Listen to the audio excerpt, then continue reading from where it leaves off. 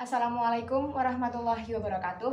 Nama saya Nur Afifah dari kelas 12 MIPA 1 SMA Negeri 1 Warureja. Di sini saya akan melaksanakan ujian praktek kimia, yaitu menguji apakah ekstrak kunyit, mawar, dan daun singkong dapat dijadikan indikator alami asam ataupun basa. Untuk alat dan bahannya adalah yang pertama ada 15 wadah plastik, kemudian selanjutnya ada dua macam larutan. Yang pertama ada larutan asam, yaitu dari asam cuka, larutan cuka, dan larutan lemon.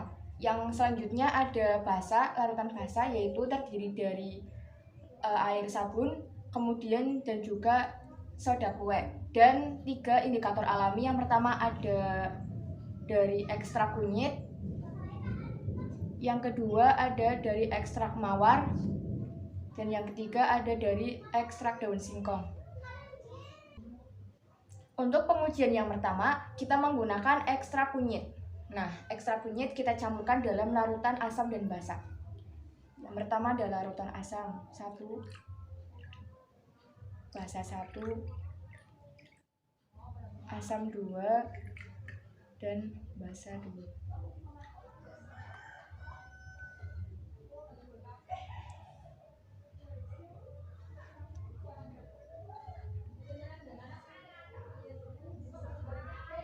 Nah, untuk larutan asam 1 bisa kita lihat warnanya berubah menjadi kuning keorenan, kuning.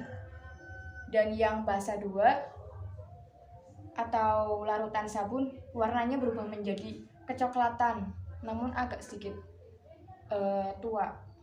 Yang selanjutnya pada asam 2 ada larutan cuka. Di sini warnanya berubah menjadi kekuningan. Dan yang terakhir ada basa 2 pada larutan soda kue, warnanya berubah menjadi kecoklatan. Nah, dapat disimpulkan bahwa ekstrak kunyit merupakan indikator alami untuk mengetahui asam dan basa pada suatu larutan. Nah, sekarang kita masuk ke pengujian yang kedua, menggunakan ekstrak mawar. Warna awalnya adalah ungu. Kemudian kita masukkan ke asam 1, basa 1, asam 2, dan basa 2. Nah, bisa kita lihat pada asam 1 yaitu larutan lemon, warnanya berubah menjadi merah muda. Kemudian pada basa 2 yaitu larutan sabun, warnanya berubah menjadi biru. Pada asam kedua yaitu larutan cuka, warnanya berubah menjadi merah muda. Dan yang terakhir pada basa 2 larutan soda kue, warnanya berubah menjadi biru.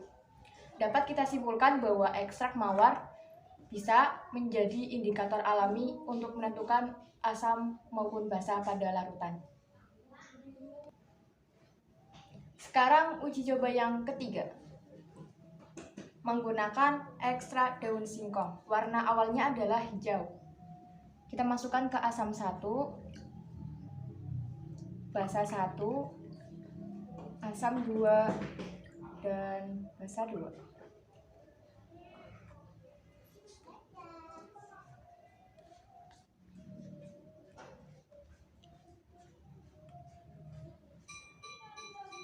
Nah, di sini warnanya pada asam 1 berubah menjadi masih sama hijau, namun agak pudar.